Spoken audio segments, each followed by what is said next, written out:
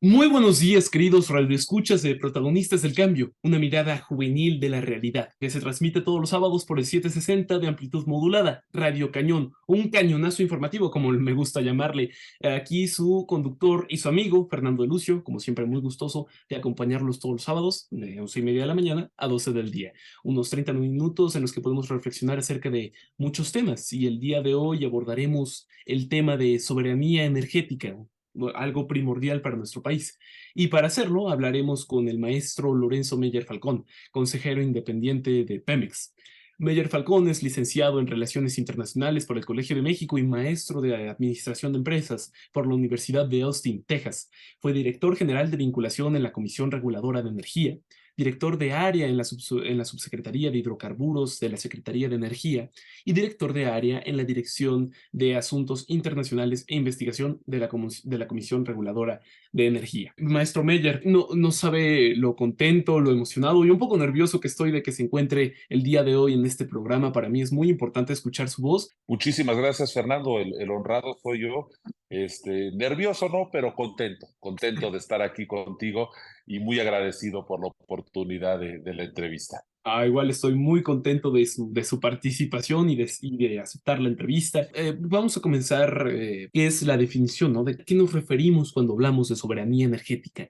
La soberanía energética, querido público, es la capacidad de un país para controlar sus propios recursos energéticos y satisfacer su demanda de energía, sin depender del acceso de fuentes externas.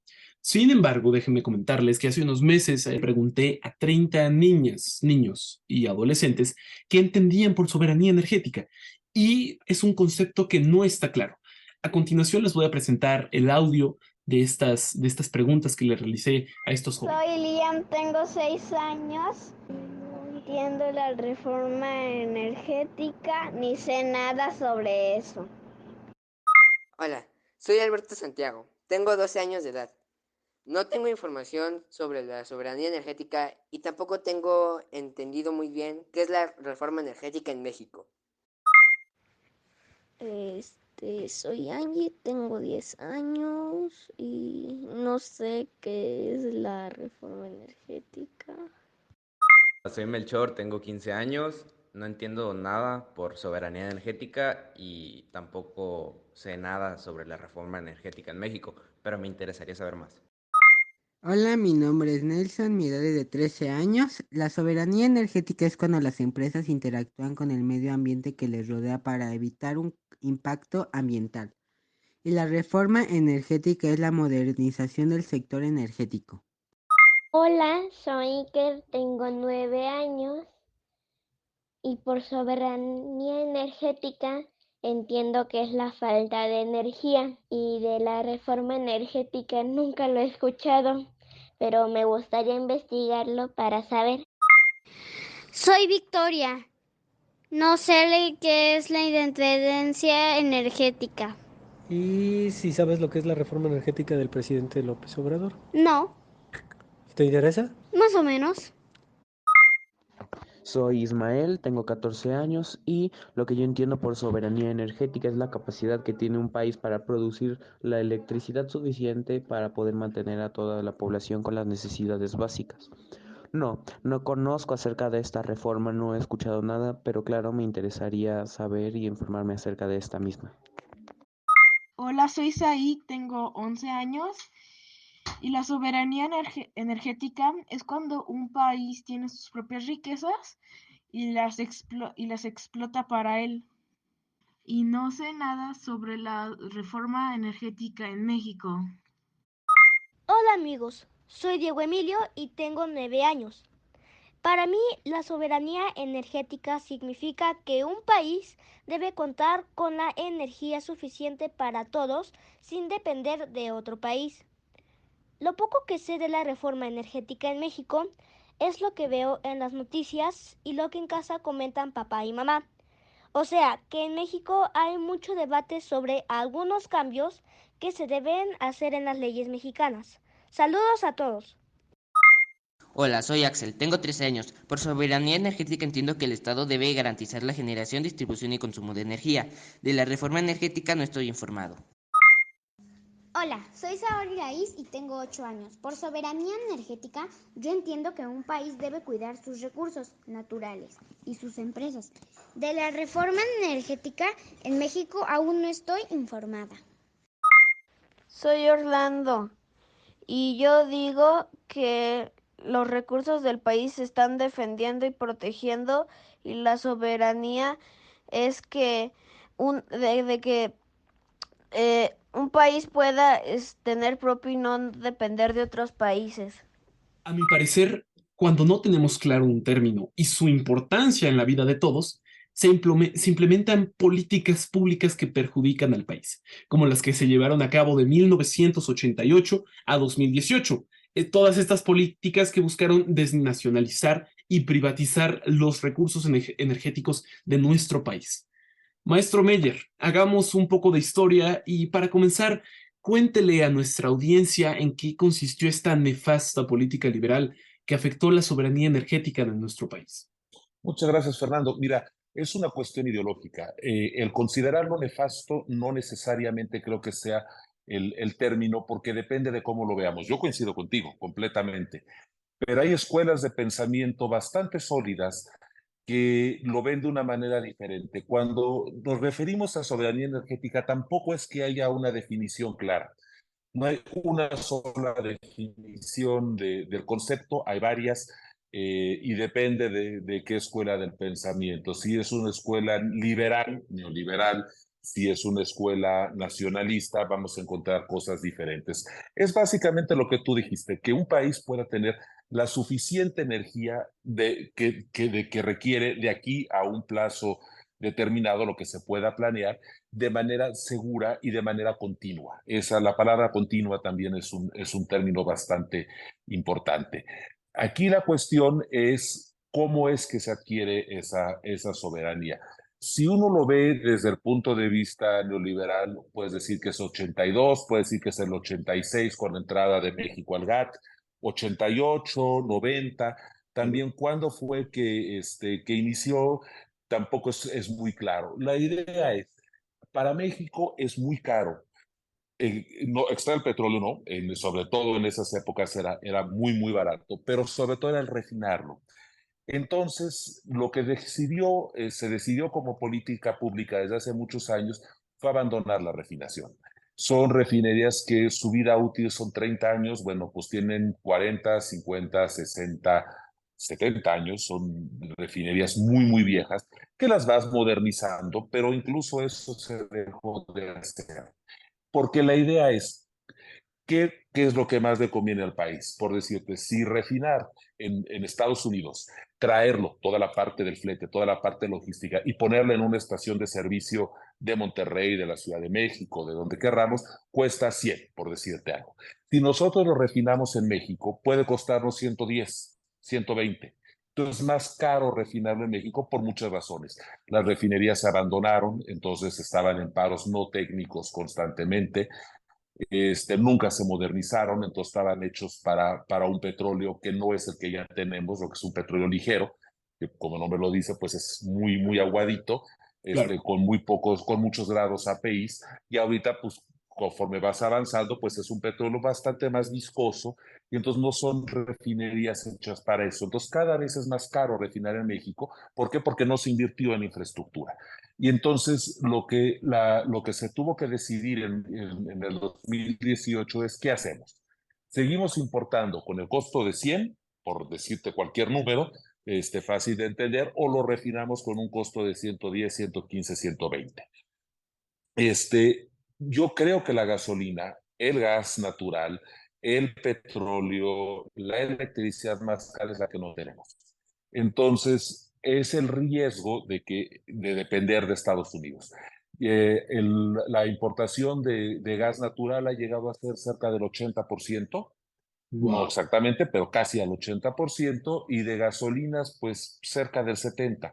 Entonces, depender tanto de Estados Unidos, ¿es conveniente o no es conveniente? En el día a día puede ser más barato, eso sí puedes decir, y no inviertas ese dinero en refinerías, inviértelo en cualquier otra cosa, que se ha ido en corrupción es otro asunto, pero inviértelo en carreteras, inviértelo en un sistema educativo, inviértelo en telecomunicaciones, en electricidad, en cualquier otra cosa.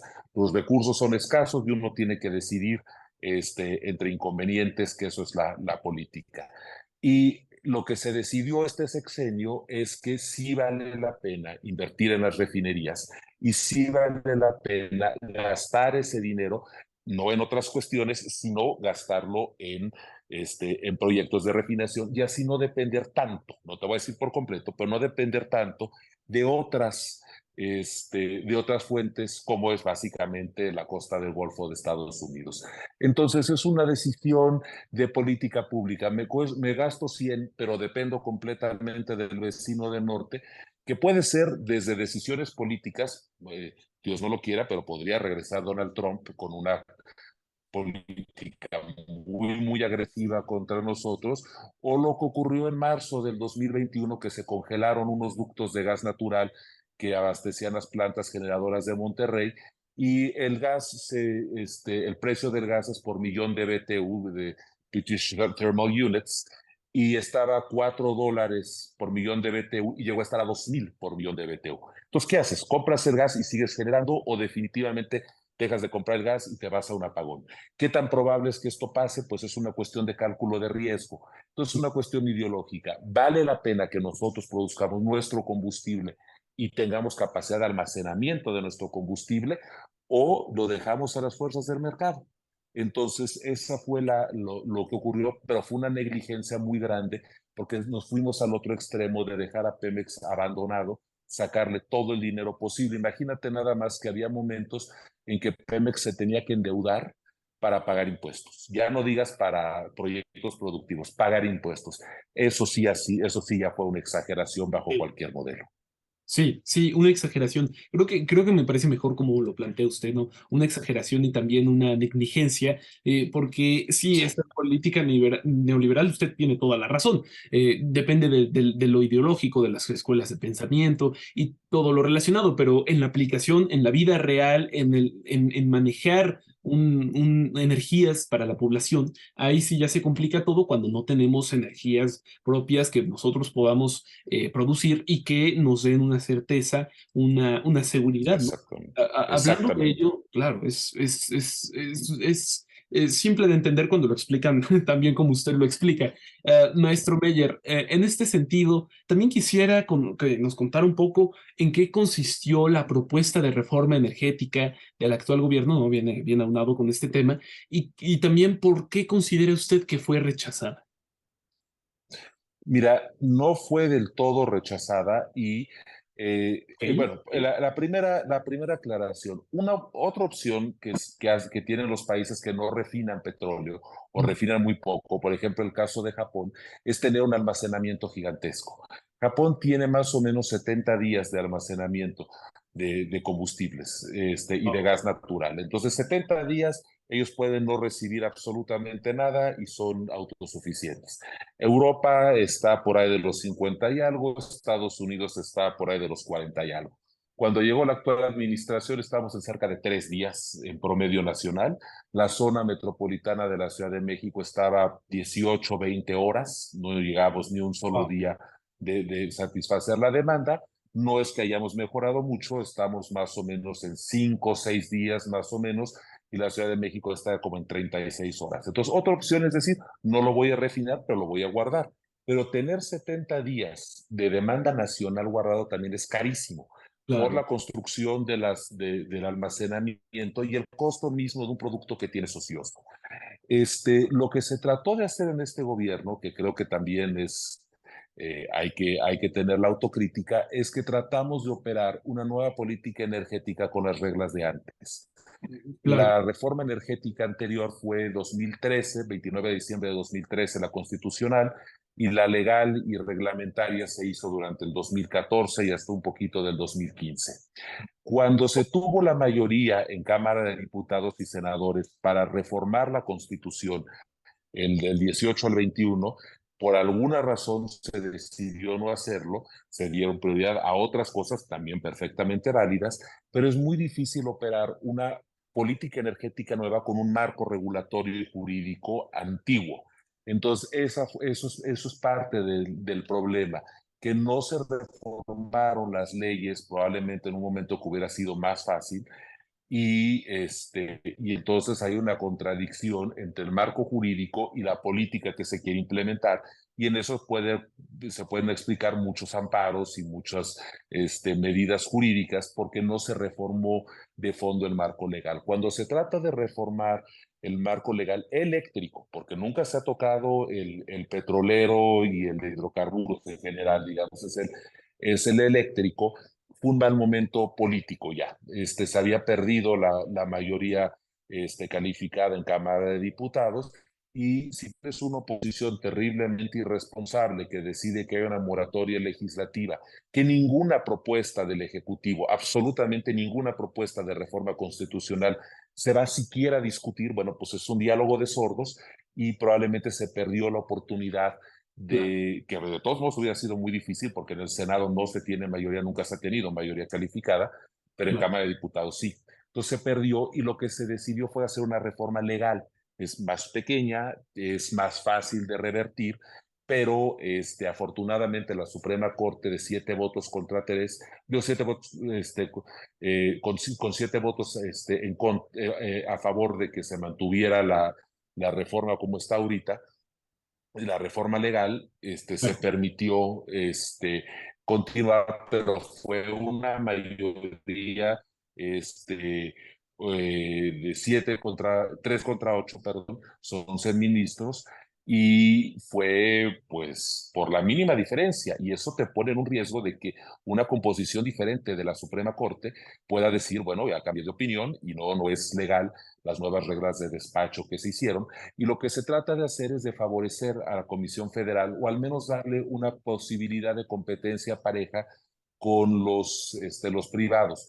Lo que pasaba es que con los privados, y sobre todo los que funcionaban a base de las energías renovables, que no quiere decir que sean limpias, eso es otro asunto completamente distinto, no son limpias, no existe la energía limpia, por muchas razones, pero ellos podían despachar antes, y si pasaba una nube arriba de la fotovoltaica, o dejaba de soplar el viento, pues entonces tenían que entrar a las plantas de respaldo de Comisión Federal y les daban un trato muy discriminatorio. Entonces lo que se hizo fue darles un trato no necesariamente preferencial, pero yo creo que más justo a las plantas de Comisión Federal, lo que le permite al Estado mayor ingreso. Y también lo que pasaba es que las renovables, que insisto, no limpias, no pagaban lo que se llama el derecho de transmisión, lo que son estas torres grandototas que vemos en las carreteras, que son carreteras eléctricas que hizo el Estado mexicano, simplemente se las dábamos gratis, no había peaje. Entonces, pues también eso era una gran injusticia con Comisión Federal. Era usted también, maestro Meyer, consejero independiente de Pemex aquí en 760 de amplitud modulada, que sucedió un poco lo mismo con el Plan B, ¿no? Que se encuentra por así decirlo, una situación similar a la de la reforma energética. ¿Considera que sucedió lo mismo? Sí, también fue planteada, digamos, ya en un momento donde no solo se había perdido ya esa mayoría. Hay que entender que conforme se va uno acercando a las elecciones, es perfectamente normal que las posiciones tanto del gobierno en turno como de la oposición se vayan polarizando. Una cosa que es bien importante mencionar, mi Fer, es que no es una falsedad decir la actual administración está polarizando al país. Somos uno de los países más polarizados del mundo en el reparto de la riqueza. Si ustedes ven lo que es el 0.01% de los súper ricos mexicanos, que es equivalente al 30 y tantos % de la capa más baja, la polarización ya estaba, la polarización política está desde el 2006. Es una absoluta mentira decir que la actual administración ha polarizado. Somos un país polarizado probablemente desde la colonia. Entonces, eso es una exageración y una mentira. Pero conforme se va uno acercando a los momentos electorales, tanto los gobiernos como las oposiciones tienden a ser más intransigentes. Entonces, en esta misma lógica de una moratoria constitucional muy irresponsable por parte de la oposición, pues nosotros simplemente no vamos a votar nada ni a discutir nada. Sí, desgraciadamente al Plan B le pasó eso, pero no tuvo la fortuna de tener los 3 votos de los ministros que salvaron la reforma legal eléctrica, que no fue el caso con la reforma legal electoral.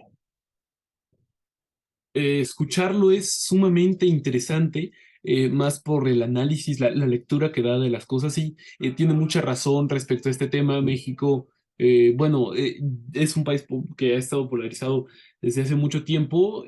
Yo, pues ahí tendría discrepancias, más allá, pues, bueno, un sentido idealista, ¿no? De que es necesario que toda la sociedad se una para formar la paz, pero bueno, eso ya es otro tema. Sin embargo, me encantaría, y creo que a la audiencia también, conocer su lectura también de la compra de las 13 plantas eléctricas de la compañía española, bueno, a la compañía española Iberdrola, perdón. Eso lo pregunto, maestro Meyer, porque algunos medios, a mi parecer, corríjame si estoy mal, no salieron de la zona de decir calumnias, o que era una basura, que no servía, que se desestabiliza la economía. Denos su lectura de este caso, por favor. Mira, yo no soy un experto en electricidad, mi querido Fer, pero bueno, saliéndome un poco de mi tema, yo creo que fue una compra de oportunidad. La relación de Iberdrola con el gobierno mexicano fue o sumamente buena, sospechosamente buena, diría yo, por ser muy amables, por las condiciones que se les permitió entrar a México y las condiciones de despacho que tenían esas plantas. Cuando se cambia la ley eléctrica que tú mencionabas y cambia la ley de despacho, las prioridades de despacho, las reglas del mercado, entonces deja de ser un negocio tan atractivo para Iberdrola. Entonces Iberdrola lo que dice es, vende el 80%, porque además este gobierno evidentemente no me he logrado entender bien con él, ni lo voy a lograr.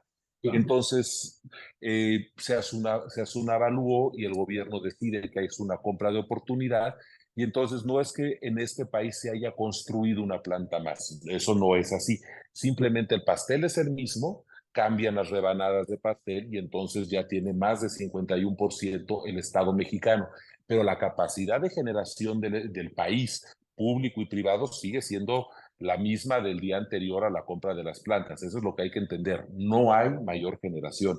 Simplemente el pastel que tenemos se reparte de manera diferente. Yo creo que fue manejado de una manera muy inteligente por la Secretaría de Hacienda, que fue quien llevó esta negociación. Creo que Iberdrola también vio que era una compra de oportunidad, una venta de oportunidad para ellos. Tienen problemas de deudas en otros mercados, y entonces ese dinero lo pueden usar para plantas nuevas en otros países, en México también, o para bajar el apalancamiento que tiene su empresa y entonces tener un beneficio financiero de corto plazo, reduciendo su deuda. Entonces, yo creo que es una solución donde todos ganan. Comisión Federal incrementa su parque de generación sin haber invertido. Comisión, no la Secretaría de Hacienda, el país sí tuvo que pagar, evidentemente, pero al igual que esta cuestión de la expropiación, que no es expropiación de Grupo México, sino es un derecho, para empezar, es una concesión, no una propiedad, y y lo que se hizo ahí es un uso limitado. Pero al igual que en este caso no hubo ninguna ilegalidad, se llegó a un acuerdo en el caso de Iberdrola, 2 partes se pusieron de acuerdo, se hizo una compraventa, se acabó, y el Estado mexicano tiene una capacidad soberana mayor a la que tenía cuando estaba Iberdrola. Iberdrola se queda con un 20% y sigue estando en una posición cómoda en México y haciendo el mejor uso que ellos consideran de los 6,000 y cacho millones de dólares que pagamos por esas plantas, que creo que están bien valuadas. Creo que es ganar, ganar. Excelente, me gustó como lo dijo, ¿no? La analogía del pastel, muy ingeniosa, y sobre todo, bueno, que fue una compra de oportunidad, ¿no? Una compra de oportunidad que permite, bueno, es un paso más. Estamos todavía muy lejos, me imagino, de nuestro objetivo, algo sumamente preocupante, pero es un paso más. Y también quisiera, pues, otro tema que es tendencia en la actualidad es, bueno, los retos que tiene México para poder transitar a energías limpias, ¿no? Que me imagino que ha de ser otro tema muy con muchas aristas. Maestro Lorenzo Meyer, por favor, cuéntenos un poco de cómo podemos transitar a energías limpias. Mira, lo primero que te comentaría es que la energía limpia no existe, existe la energía renovable. Cuando tú construyes un panel solar, utilizas una gran cantidad de químicos que si no son dispuestos de una manera correcta, vamos, si lo tiras a la basura en el camión que pasa por tu casa, porque ya no te sirve, porque son paneles viejos, porque hubo un corto, porque hubo una falla, lo que tú quieras. Si ya no hay una disposición correcta de esos paneles, y por lo general no lo hay, la contaminación que tienen esos químicos que están en los paneles, que se va hacia los mantos acuíferos y contamina la tierra, es terriblemente contaminante. Y luego para sacar esos productos químicos, pues también se consumieron muchísimos hidrocarburos en la minería. Y el ensamblaje de ellos también requirió de mucha energía fósil. Entonces, sacar el producto, los químicos y los productos mineros requirió de una gran cantidad de energía fósil. Ensamblar los paneles requiere de una cantidad importante de energía y si no hay la disposición correcta, eso va a contaminar el subsuelo. Entonces, no es una energía limpia por donde lo quieras ver, porque el problema no es la energía misma, es la forma de captar. La forma de captar es lo que no es limpio. Los aerogeneradores, ¿cuánto te imaginas que es la huella de carbono de la construcción de cada uno de ellos? Y además los parques de aerogeneración cortan los nichos ecológicos. Claro. Si consideras que las hidroeléctricas son limpias, pues sí, efectivamente no emiten ninguna contaminación como las anteriores, pero para eso necesitas presas. Entonces también estás interrumpiendo los nichos ecológicos de los ríos y de los mares. Entonces, y la nuclear, bueno, pues tiene finalmente la disposición de los residuos nucleares. Claro. Entonces, el hecho de que no generen de que esa es una forma de captar que no genere una huella de carbono, quiere decir que su construcción fue limpia. Esa sería la primera parte que hay que entender. La segunda parte que hay que entender es que como son intermitentes, como les decía, a veces hay sol, en la noche pues no hay sol, a veces pasa una nube, a veces no pasa una nube, a veces el viento sopla o no sopla, y no es posible predecir con exactitud. Entonces, cuando tú aumentas, y depende de cada país, y depende de la modernización que tenga la red de generación y la capacidad de respaldo que tengas, si tú generas una cantidad arriba de cierto límite, puede ser 30%, 50%, 70%, depende de cada país o región, porque incluso son de regiones del país, esa inestabilidad de que ahorita sí, al ratito no, ahorita sí, al ratito no, impredecible, generas una inestabilidad en el sistema eléctrico. Entonces puede haber un momento en que truene, porque tengas un exceso de electricidad en las redes de transmisión o de plano no tengas electricidad en las redes de transmisión y provoques una caída y el costo de los apagones es altísimo. La realidad que tenemos es que para que estas energías sean funcionales como humanidad necesitamos tener una capacidad de almacenamiento que no existe. Sí puedes almacenar energía eléctrica, pero es carísima. Mientras no sea económicamente viable tener pilas gigantescas, como las tienen los coches Tesla o los híbridos, pero son muy pequeñas. Para hacerlo eso de una manera masiva y que sea económicamente viable, vamos a seguir requiriendo de energías fósiles. Incluso si tú ves los outlooks de energía de empresas, no debo decir la de Pemex, que aquí la tenemos, pero la de Chevron, la de Shell, la de British Petroleum, te dicen dentro de 50 años la matriz energética va a ser 50% renovables, que no limpias, insisto, y 50% fósiles. Y otra vez, la captura de las renovables, la infraestructura para la captura de la energía solar, la energía eólica o la energía nuclear sigue siendo contaminante. Entonces, tiene que haber un paso muy grande en la tecnología para poder tener redes de transmisión mucho más fuertes que toleren estas variaciones de manera eficaz. También se dejó de invertir en la red de transmisión de Comisión Federal y por eso es que México tolera menos, pero aún las mejores, en algún momento Portugal ha tenido 100% de renovables, pero estoy hablando de un momento, o sea, 12 horas, 13 horas. Holanda ha tenido eso, pero también 7, 8 horas. No es el momento todavía de decir vamos a depender completamente de eso y abandonemos las energías fósiles Ojalá, pero si tú ves que en el 2050 se espera, los estudios más serios te dicen que el 50%, 60% del consumo que tengamos como humanidad seguirán siendo de energías fósiles, pues hay que estar conscientes de eso, a menos que venga un cambio tecnológico inmenso, como ha ocurrido en la computación, puede pasar también, pero no está ahorita también la cuestión de la fisión nuclear, y esa es también una cuestión, pero fusión nuclear, que es una cuestión muy interesante, pero sigue estando lejos, a mi parecer. Pero sí, tiene toda la razón. De una manera u otra, ahí se afecta al clima, a la contaminación, es completamente cierto. Y sí, tiene que haber un gran salto tecnológico para que podamos, bueno, llegar a transitar a nuevas energías. Como ya se nos está acabando el tiempo, fíjese cómo aquí el tiempo se va muy rápido, dos, tres preguntas y ya se nos acabó el Sí, programa. caray. Sí, bueno, quisiera preguntarle si tiene algo que desea agregar específicamente a la sociedad, al público de protagonistas del cambio que lo está escuchando justo ahora. Yo creo que lo que me gustaría comentarles es paciencia e información. Paciencia en cuanto a que un modelo que duró durante, pues me parece bien si le pones 1988, hasta el 2018, pensar que esto va a cambiar en 2, 3, 4, 5, 6 años es una absoluta ilusión. Decir que vamos a tener una autosuficiencia energética, tanto en generación eléctrica como en producción de petrolíferos, entiéndase gasolina, diésel, turbocínagas, aviones, diésel marino, es ingenuo. O sea, no podemos, los cambios no se dan tan rápido, no hay ese dinero para mejorar el Sistema Nacional de Refinación, que no solo son las refinerías, es el almacenamiento, son los ductos, es el transporte por ferrocarril, el transporte por ruedas. Todo eso en 6 años es imposible hacer milagros. Toma tiempo, toma dinero, y es una política que tiene que seguir. Y la segunda reflexión que me gustaría hacer es esta cuestión de las energías limpias. Insisto, no hay energías limpias, hay energías renovables.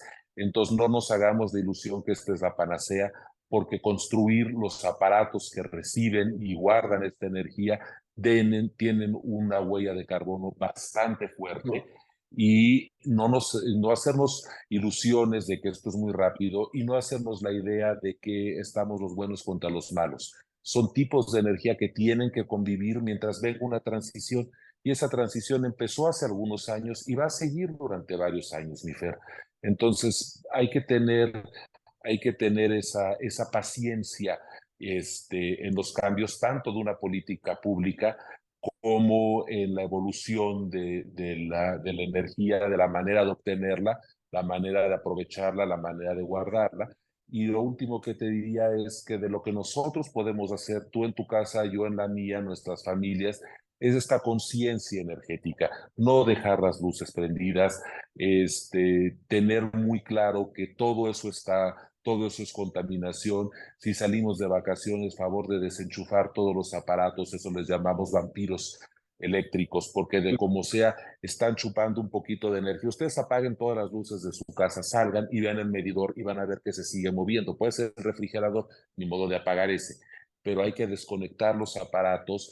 Si podemos reducir el uso en los lugares donde es factible, como la Ciudad de México, no tener aire acondicionado, calefacción en el coche, abrir ventanas, no pasa nada, secar, no poner la secadora, sino secar al sol, separar los residuos que tenemos, porque eso también es brutalmente contaminante, y se puede aprovechar muy, muy bien los biocombustibles, y también los plásticos o los metales. Esas son las pequeñas cosas que podemos hacer: gastar menos agua a la hora de bañarse, aprovechar el agua fría para regar las plantas, el agua después de bañarse para otros usos. Esos son los tipos de cosas que tú y yo en la casa podemos contribuir a reducir nuestra huella ecológica. Eso creo que todos los chavos que nos estén escuchando, sé que son muchísimo más conscientes que mi generación, pero la generación de sus papás no es consciente.